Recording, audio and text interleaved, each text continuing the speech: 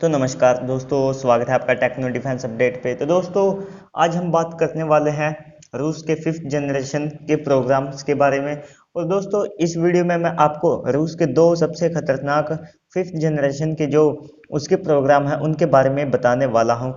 इनके आते ही जो अमेरिका है और जो यूरोप है उनमें इतना ज़्यादा डर हो जाएगा, क्योंकि रूस अब भी जो यूरोप है उसको धमका कर रखता है और अमेरिका की हिम्मत नहीं होती है कि जहां पर जिस मुद्दे में रूस आ जाए वहां पर इतनी आसानी से अपनी मनमानी कर सके। जैसा कि आपने ईरान में भी देखा, रूस अमेरिका ने किया क्या कि केवल वहां पर सैंक्शंस लगा दिए, लेकिन ऐसी कोई कार्रवाई अमेरिका नहीं कर सका।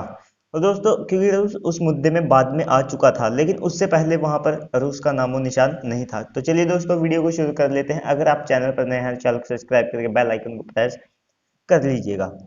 तो दोस्तों, जिस समय रूस ने 5th जनरेशन के फाइटर जेट और ड्रोन्स के जो प्रोजेक्ट हैं शुरू किए थे, तो उस समय अमेरिका ने और वेस्टर्न कंट्रीज ने रूस का बड़ा मजाक उड़ाया था। क्योंकि एक तो रूस के पास पैसा नहीं है कि वो इन प्रोजेक्ट्स में पैसा लगा सके और जल्द से जल्द इन्हें बेहतरीन तरीके से अमेरिका की तरह पूरा कर सके, और ना ही इतनी बड़ी रूस के पास प्रोडक्शन लाइन है कि अगर उसने सक्सेसफुल ये जो उसके प्रोजेक्ट है वे भी बना लिए और वो इसे टाइम पर अपनी सेना में शामिल कर सके। तो दोस्तों, ऐसे में रूस ने ठान लिया कि वो ऐसे हथियार बनाएगा जिनसे अमेरिका और यूरोप की नींद और जो नाटो है उसकी नींद उड़ेगी।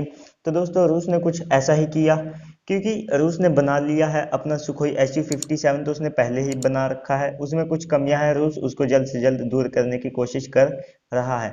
और उसके बाद रूस ने बनाया है S-70 ड्रोन है। ये भी भारत की तरह, जैसे कि भारत का ओरा प्रोजेक्ट है उसकी तरह। और क्या ये दोनों भारत को मिल सकते हैं, इसके बारे में भी मैं आपको बताने वाला हूँ।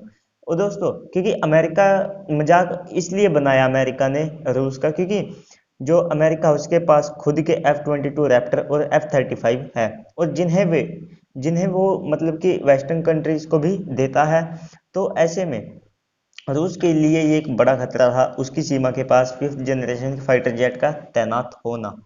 और दोस्तों, ऐसे में यूएस लगातार यूरोप को अपने 5th जनरेशन के फाइटर जेट दे रहा था, और ऐसे में रूस के पास 5th जनरेशन का कोई फाइटर जेट नहीं था। लेकिन रूस ने अपने ही सुखोई Su-57 को इतना एडवांस बना लिया कि वो किसी भी तरह से 5th जनरेशन की जो टेक्नोलॉजी है उससे पीछे नहीं है। और यही नहीं, रूस ने जो खुद के Su-57 के साथ जो S-70 स्टेल्थ ड्रोन है वो बनाया है, वो तो एकदम जबरदस्त है। और दोस्तों, ये ड्रोन अमेरिका और यूरोप के ड्रोन है उनसे बेहद एडवांस होने वाला है। और ये Su-57 और S-70 जो ड्रोन है, इनका कॉम्बिनेशन वाकई में बहुत ज़बरदस्त होने वाला है अमेरिका और जो यूरोप है उसके लिए।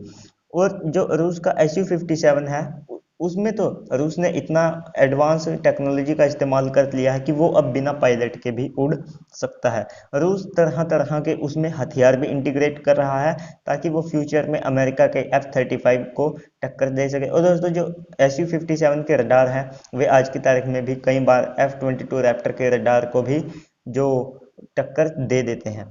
और दोस्तों, अब इसमें एक सवाल आता है कि इसमें जो कमियां हैं इसके स्टेल्थ को लेकर और इसके इंजन्स को लेकर, तो रूस उन्हें भी जल्द से जल्द दूर कर रहा है। अगर पैसे की कमी ना होती रूस के पास, तो रूस कब का इन कमियों को दूर कर कर इन जो अमेरिका के प्रोजेक्ट है उनसे बहुत तगड़े फाइटर जेट बना चुका होता। लेकिन अब भी रूस ने शानदार कॉम्बिनेशन ये बनाया है और वो जल्द से जल्द अपनी सेना में इन दोनों फाइटर जेट्स को और ड्रोन्स को तैनात करने वाला है।